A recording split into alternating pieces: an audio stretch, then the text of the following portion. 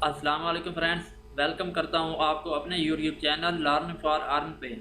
दोस्तों, आज मैं फिर से हाजिर हुआ हूं इन पेज के सबक नंबर 23 के साथ और आज मैं आपको बताने वाला हूं इन पेज उर्दू में फॉर्मेट मेन्यू में टेबल लेआउट के बारे में। यानी आज मैं आपको बताऊंगा कि अगर आपने एक टेबल क्रिएट किया हुआ है, उसके अंदर अगर आपको एक रो ऐड करनी है या एक कॉलम ऐड करना है, जैसे कहीं पे आप कोई चीज़ भूल गए हैं तो उसमें आपको कोई चीज़ ऐड करने के लिए ज़ाहिर बात है या आपको कॉलम चाहिए होगा या आपको एक रो चाहिए होगी।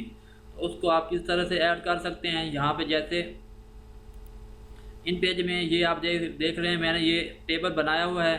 तो यहाँ पे आप देख सकते हैं जैसे नाम तालिब इल्म है, उसके बाद यहाँ पे हमारे पास सोमवार लिखा हुआ है, उसके बाद यहाँ पे आता है मंगल, तो यहाँ पे लिखा हुआ बुध, यहाँ पे हमने लिखना है मंगल। तो उसके लिए हमें यहाँ पे एक कॉलम चाहिए होगा या एक रो चाहिए होगी। तो उसको हम कैसे ऐड कर सकते हैं, या अगर हमने गलती से यहाँ पे कुछ और लिख दिया तो उसे हमने डिलीट करना है, तो उसे हम यहाँ से डिलीट कैसे करेंगे। यानी हमने पहले उसे लिख लिया, हमें बाद में याद आया कि इसे हमने यहाँ पे नहीं लिखना था, तो उस कॉलम को या रो को आप किस तरह से डिलीट कर सकते हैं। तो ये आज हम इन पेज उर्दू में पढ़ने वाले हैं। तो वीडियो शुरू करने से पहले अगर आपने अभी तक मेरे YouTube channel learn for earn को सब्सक्राइब नहीं किया तो प्लीज़ नीचे दिए गए सब्सक्राइब के बटन पर क्लिक करके मेरे चैनल को सब्सक्राइब कर लें, ताकि आइंदा भी आपको ऐसी अच्छी अच्छी वीडियोस मिलती रहें। तो सबक का आगाज़ कर लेते हैं। फॉर्मेट मेन्यू में यहाँ पे आप देख रहे हैं टेबल लेआउट। आज हम टेबल लेआउट के बारे में पढ़ने वाले हैं। तो टेबल लेआउट में हम क्या कर सकते हैं, टेबल लेआउट में हम किसी भी कॉलम को ऐड कर सकते हैं, रो को ऐड कर सकते हैं, या कॉलम और रो को यहाँ से हम डिलीट कर सकते हैं। जैसे यहाँ पे आपको मैंने पहले भी बताया, यहाँ पे सोमवार लिखा हुआ है, उसके बाद यहाँ पे मंगल मेरे पास नहीं है, मैं भूल गया। तो उसको मैं यहाँ पे कैसे लिखूँगा, क्योंकि मेरे पास यहाँ पे ना कॉलम है ना रो है। तो उसको लिखने के लिए मैं यहाँ पे मुझे एक कॉलम चाहिए होगा। तो कॉलम हम किसे कहते हैं, जैसे ये हमारा जैसे बुध लिखा हुआ है, तो जैसे ये नीचे आ रहा है तो ये हमारा एक कॉलम होता है। और जैसे ये हमारा नंबर शुमार हो गया, नाम तालिब इल्म हो गया, सोमवार बुध जुमेरात जैसे ये लिखा हुआ है, ये हमारे रोज़ होते हैं। तो हमें यहाँ पे अगर हमने मंगल लिखना है तो उसके लिए हमें यहाँ पे एक कॉलम चाहिए होगा। तो कॉलम को हम कैसे ऐड कर सकते हैं, तो कॉलम को ऐड करने के लिए सिंपल आपने फॉर्मेट मेन्यू पे क्लिक करना है और उसके बाद आपने टेबल लेआउट के ऊपर आपने क्लिक कर देना है। तो जैसे आप टेबल लेआउट के ऊपर क्लिक करते हैं तो यहाँ पे आप देख सकते हैं कि हमारे पास टेबल लेआउट का डायलॉग बॉक्स ओपन हो जाता है। तो यहाँ पे आप देख रहे हैं सबसे पहले यहाँ पे रो लिखा हुआ है, उसके बाद यहाँ पे हमारे पास है कॉलम, उसके नीचे हमारे पास बिफोर है और आफ्टर है। बिफोर यानी पहले और आफ्टर बाद में। तो यहाँ पे आप देख रहे हैं हमारे पास बुध लिखा हुआ है, तो बुध से पहले हमने मंगल लिखना है, तो इसलिए हमें बुध से पहले एक कॉलम चाहिए होगा। तो उसके लिए हमें जहाँ पे अगर जिस जगह के बाद में हमें चाहिए होगा कॉलम, या उस जिस के फर्स्ट पे हमें कॉलम चाहिए होगा, तो कर्सर को हमने उसके दरमियान में रखना है। जैसे ये हमारा बुध है, तो अगर फ़र्ज़ किया यहाँ पे जुमेरात मैंने नहीं लिखा हुआ था, यहाँ पे मैं भूल गया, तो इसको लेकिन यहाँ पे अगर जुमेरात लिखना था यहाँ पे मैंने मंगल लिखना था, तो जो हमारा कर्सर है यहाँ पे मैं इस कर्सर को यहाँ पे दरमियान में रखूँगा।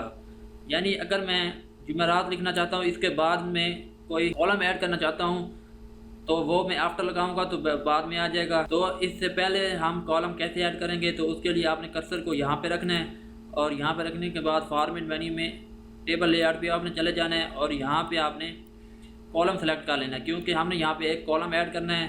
कॉलम को सेलेक्ट करने के बाद आपने यहाँ पे सेलेक्ट कर लेना है बिफोर, क्योंकि हमने बुध से पहले एक कॉलम ऐड करना है। तो बिफोर का मैंने पहले होता है, तो आपने बिफोर सेलेक्ट करना है।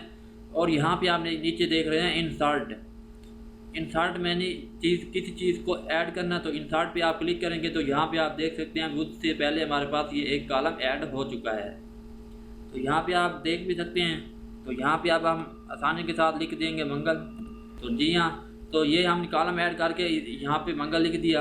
और इसी तरह अगर हम यहाँ पे हमें बुध के बाद एक कॉलम चाहिए, तो उसके लिए हम क्या करेंगे, हम कर्सर को यहाँ पे रखेंगे और दोबारा हम फॉर्मेट मेन्यू पे जाएंगे, टेबल लेआउट पे हम क्लिक करते हैं। तो अगर हमें इसके बाद पे एक कॉलम चाहिए, तो उसके लिए हम यहाँ पे कॉलम पे पहले क्लिक करेंगे और उसके बाद हम आफ्टर पे क्लिक करेंगे, क्योंकि हमें बुध वाले कॉलम्स के बाद में हमें एक कॉलम चाहिए। तो उसके लिए हम आफ्टर पे क्लिक करेंगे और इंसर्ट पे हम क्लिक करेंगे।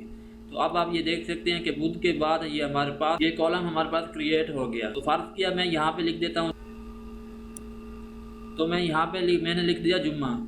तो बुध के बाद आता है जुमेरात, तो मैंने यहाँ पे लिख दिया जुम्मा। अब ये हमारा यहाँ पे गलत हो गया। पहले तो हमने यहाँ पे इसे लिख दिया, लेकिन जब बाद में हमने इसे चेक किया तो यहाँ पे हमारे ये गलत था।